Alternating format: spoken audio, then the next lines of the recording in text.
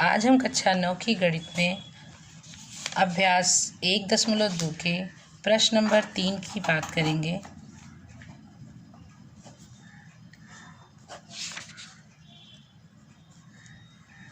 जिसमें दिखाना है संख्या रेखा पर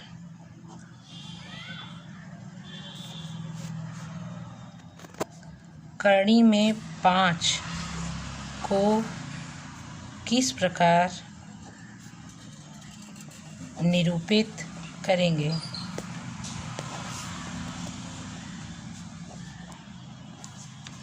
इसके पहले आप कक्षा 8 में संख्या या दूसरे बाकी छोटी कक्षाओं में भी आप पढ़ चुके हैं संख्या रेखा, और पाइथागोरस भी आप कक्षा 8 में पढ़ चुके हैं, जिसमें था कि कर्ण की लंबाई बराबर यदि कोई त्रिभुज समकोण होता है। ये आप कक्षा 8 में पढ़ चुके हैं पाइथागोरस का प्रमेय, जो एक समकोण त्रिभुज पर लगता है। समकोण त्रिभुज का मतलब जिसका एक कोण 90 अंश का हो, और समकोण त्रिभुज का फार्मूला पाइथागोरस का था कि कर्ण की लंबाई बराबर लंब का वर्ग प्लस आधार का वर्ग और कर्णी।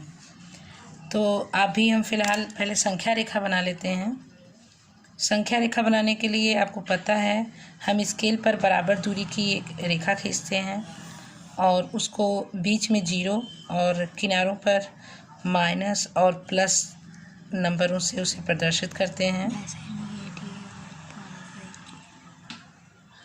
तो हमने बराबर इक्वल दूरी के निशान बना लिए हैं। एक किसी को बीच को हम 1 0 और इस साइड हम माइनस लिखेंगे। आपको अच्छे से पता है संख्या रेखा, हमें जितनी ज़रूरत होती है उतना नंबर हम यहाँ डाल लेते हैं। और अब हम संख्या रेखा पर 0 बिंदु को किसी भी 0 से 1 को हम आधार मान लेते हैं एक त्रिभुज बनाने के लिए, जिसकी लंबाई होगी कितनी 1 सेंटीमीटर। अब इस 0 से 1 को हम 0 O और A भी मान सकते हैं, चूँकि ये इस समय ये त्रिभुज का आधार है, इसलिए इसका नाम हम 0 O और A भी कह सकते हैं इसे। अब बिंदु A को हम केंद्र मानकर एक 90 अंश बनाती हुई एक लाइन खींचेंगे, जिसकी लंबाई भी 1 सेंटीमीटर ही होगी। इसे हम मान लेते हैं बिंदु B। इसकी भी लंबाई कितनी मैंने कहा 1 सेंटीमीटर। अब एक ऐसा त्रिभुज बन गया जिसका नाम हम कह सकते हैं OAB।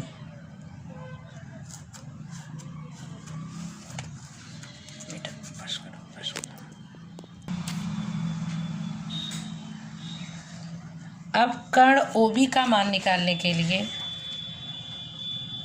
कर्ण OB बराबर होगा आधार का स्क्वायर प्लस लंब का स्क्वायर और कर्णी।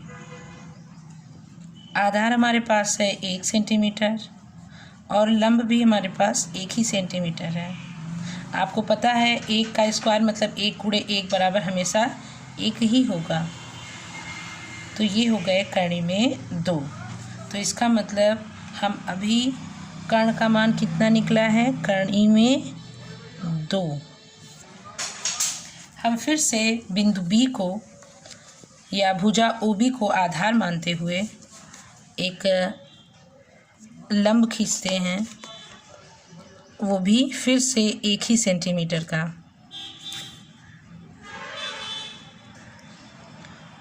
और इस बिंदु का नाम देते हैं C। फिर से बिंदु C और O को मिलाते हैं और अब OB और C का मान 1 सेंटीमीटर, OB का मान कर्णी में 2 सेंटीमीटर, इसलिए OC का मान चूँकि ये 90 अंश का कोण यहाँ बन रहा है, इसलिए इस त्रिभुज OBC पर हम पाइथागोरस का प्रमेय लगाते हुए कर्ण OC का मान पुनः कैलकुलेट कर लेते हैं। OC बराबर फिर से हम आधार लेते हैं OB, जिसका मान ऑलरेडी कर्णी में 2 है, और लंब लेते हैं BC, जिसका मान 1 है। अब इनके स्क्वायर करते हुए इनके ऊपर फिर से कर्णी लगा देते हैं। आपको पता है कर्णी में 2 का अगर आप 2 बार गुणा करिए, कर्णी में 2 गुणे कर्णी में 2, तो उसका मान हमेशा 2 ही आएगा, और 1 गुणे 1 का मान 1 आएगा। अब हम OC का मान कैलकुलेट करते हुए निकालते हैं कर्णी में 3। यहाँ हम लिख लेते हैं OC बराबर कर्णी में 3। ज़्यादा छोटा हो गया। फिर से बिंदु C को केंद्र मानकर हम उस पर एक लंब खींचते हैं 1 सेंटीमीटर का, और उसके सिरे का नाम देते हैं D। पुनः हम बिंदु O से D को मिलाते हैं। अब त्रिभुज OCD में, जिसका कोण कोण C 90 अंश का है, पाइथागोरस का प्रमेय लगाने से हमें कर्ण OD का मान मिल जाएगा। कर्ण OD बराबर, अब फिर से हम वही रूटीन लेते हैं। OC का मान है कर्णी में 3 का होल स्क्वायर, प्लस CD का मान है 1 सेंटीमीटर। CD का मान 1 सेंटीमीटर। अब इसको सॉल्व करेंगे तो ये हो जाएगा कर्णी में 4। कर्णी में OD का मान कर्णी में 4 आ गया। पुनः वही प्रक्रिया हम दोहराते हैं। आप देख रहे हो एक सर्पिल जैसी संरचना हो रही है, घुमावदार संरचना।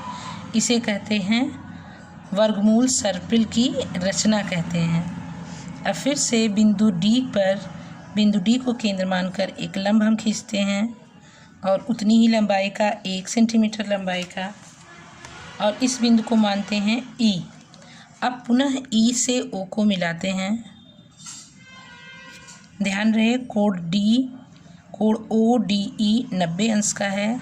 अब अगर OD हम बनाते हैं तो ये फिर से एक समकोण त्रिभुज होगा, जिस पर हम पाइथागोरस के नियम को लगा सकते हैं। अब फिर से हम मान निकालते हैं कर्ण OE का। कर्ण OE बराबर कर्णी में यहाँ OD और DE दोनों, ये OD आधार और DE लंब है। तो OD का मान हमारे पास ऑलरेडी है कर्णी में 4 का वर्ग प्लस 1 का वर्ग। कर्णी में 4 को हम वर्ग करते हैं तो इसका मान आता है 4, और 1 का वर्ग करते हैं तो 1। अब इन्हें जोड़ते हैं तो 4 1 5, कर्णी में 5। तो हमारे इस कर्ण OD का मान कितना OE का मान कितना निकला? कर्णी में 5। लेकिन अभी भी हमारा ये मान संख्या रेखा पर निरूपित नहीं हुआ है। इसके लिए हम क्या करेंगे? आपने कक्षा 7 में रचना पढ़ा था चैप्टर, जिसमें हम चाप लगाते थे उसी साइज़ का।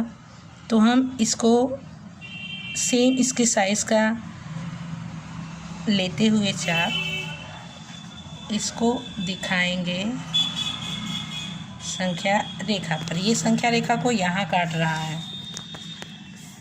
हम यहाँ से एक चाप बनाते हुए आते हैं, और ये संख्या रेखा को जिस बिंदु पर काटता है वही संख्या रेखा पर बिंदु होगी कर्णी में 5। तो इस तरह हम किसी भी संख्या रेखा पर कर्णी में 5, कर्णी में 3, कर्णी में 4, कर्णी में 2 इस सब का मान निकाल सकते हैं। इसके पहले भी मैंने 2 उदाहरण आपको पढ़ने और समझने के लिए भी दिए हुए थे।